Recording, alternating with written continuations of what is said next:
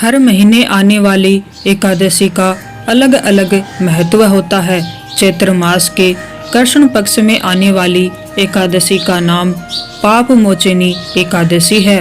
मान्यता है कि इस व्रत को करने से अनजाने में किए गए पापों से मुक्ति मिलती है।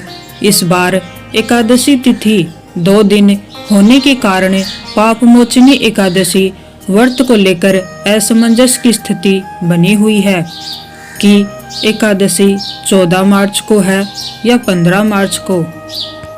पंचांग की गणना के अनुसार पाप मोचनी एकादशी तिथि का आरंभ 14 मार्च को सुबह 8:10 पर होगा और इस तिथि का समापन 15 मार्च को सुबह 9:16 पर होगा।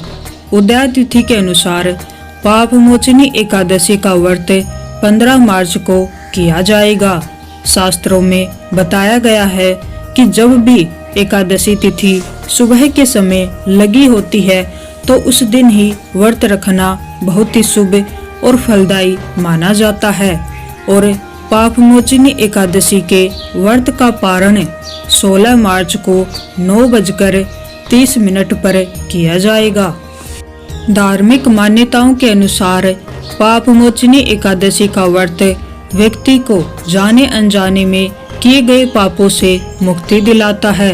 मान्यता है कि इस व्रत को पूरे विधि विधान के साथ करने से व्यक्ति के भाग्य में भी वृद्धि होती है, इसलिए पूरी श्रद्धा के साथ इस व्रत को करना चाहिए।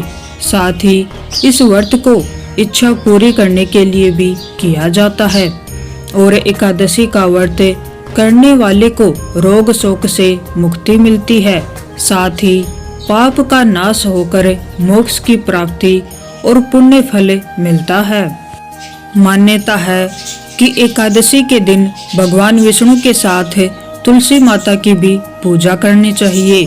इस व्रत को करने वाले को सुबह के समय पूजा करने के बाद तुलसी माता के सामने घी का दीपक जलाना चाहिए। तुलसी का पौधा दान करने से भी सौभाग्य में वृद्धि होती है।